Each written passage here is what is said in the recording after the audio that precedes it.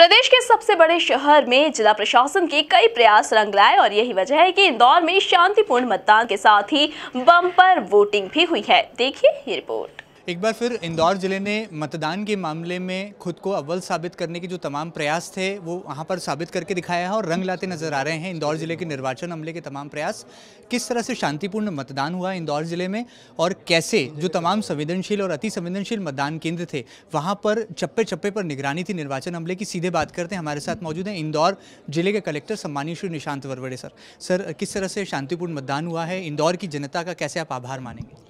बिल्कुल, मैं ये कहूँगा कि बिना किसी व्यवधान के जो हम लोगों ने आज चुनाव की प्रक्रिया संपन्न की है, मैं हमेशा बोलता आया हूँ, शुरू से बोलता आया हूँ कि इंदौर की रियल स्ट्रेंथ इंदौर की जनता है। और आज इंदौर की जनता ने फिर से प्रूफ किया है कि वे इस प्रकार के अनुशासित कार्य करने में भी पीछे नहीं रहते हैं। और हमारा जो पोलिंग पार्टीज़ है, वो सारी पोलिंग पार्टीज़ का जो फीडबैक हमें मिला है वो बहुत ही सकारात्मक मिला है, बहुत पॉजिटिव मिला है। लोगों ने बहुत इसमें बढ़ चढ़ के हिस्सा भी लिया है और अर्बन एपैथी की जो मिथ है उसको भी इंदौर के वासियों ने आज ध्वस्त किया है। सर, किस तरह से पूरे दिन आपने निगरानी रखी, एक एक बूथ पर, एक एक मतदान केंद्र पर और एक एक विधानसभा पर, कैसे मॉनिटरिंग किया और ये दिन कैसे बीता आज आपका? बल्कि यूँ पूछना चाहिए कि पिछले 48 घंटे कैसे बीते, क्योंकि हर चीज़ एक दूसरे से जुड़ी हुई है। देखिए, कल सुबह 6 बजे हम लोगों ने ईवीएम्स और हमारे वीवीपैट्स को रवाना चालू किया था।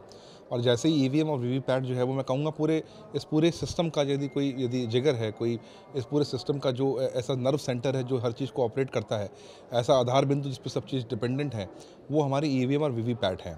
तो एक बार जैसे ही ईवीएम और वीवीपैट हमारे स्ट्रॉन्ग रूम से बाहर निकलती हैं, जिला निर्वाचन अधिकारी एक प्रकार से यूँ समझ लीजिए कि उसकी जान जो है उनके साथ निकलती है कि साहब ये आज बाहर गई हैं तो इनको वापस लेके आना है।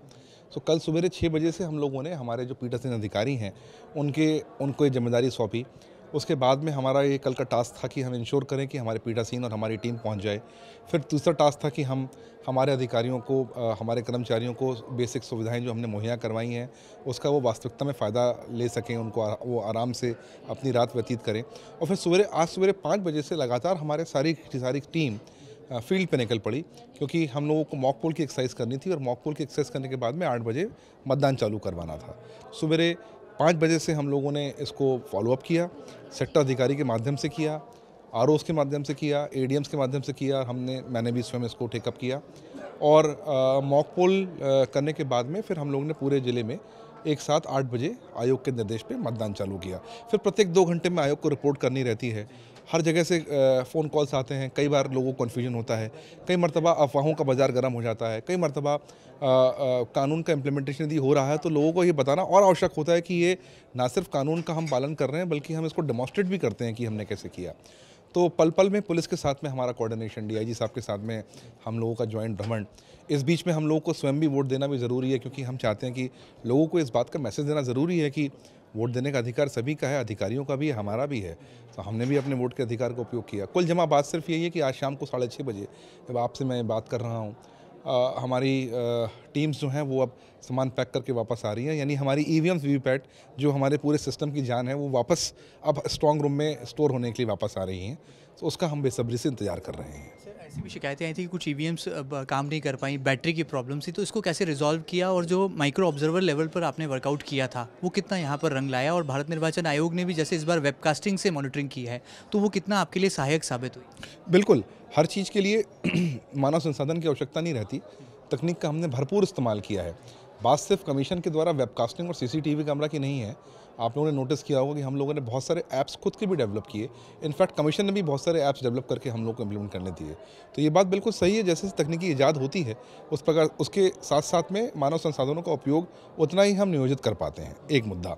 दूसरी बात यह है कि ईवीएम्स की खराबी के बारे में बिल्कुल स्पष्ट करना चाहूँगा कि ईवीएम की खराबी का प्रश्न नहीं पैदा होता। मॉक पोल के दौरान यदि कहीं पर कोई दिक्कत आई है तो मॉक पोल के दौरान हमारे जो सेक्टर की जो टीम्स थी उसके मार्फत से हम लोगों ने उनका रिप्लेसमेंट कराया। ऑन रिकॉर्ड में कहना चाहूँगा कि हमारे यहाँ पर वीवीपीएटी को हम लोगों ने जो है वो रिप्लेस करने का ज़्यादा हमको संख्या मिली। हमारे सीयू-बीयू के संदर्भ में जो हमारा रिप्लेसमेंट का रेशो है वो बहुत ही नगण्य है। सो ओवरऑल मैं ये कहूँगा कि सीयू-बीयू और साथ में वीवीपैट, इन तीनों को हम लोगों ने लेस देन 1% का, मैं कहूँगा, अब इंदौर में 3116 बूथ हैं, 1% से भी कम स्थानों पे और अधिकांश स्थानों पे वीवीपैट में ही मॉक पोल के दौरान समस्या आई।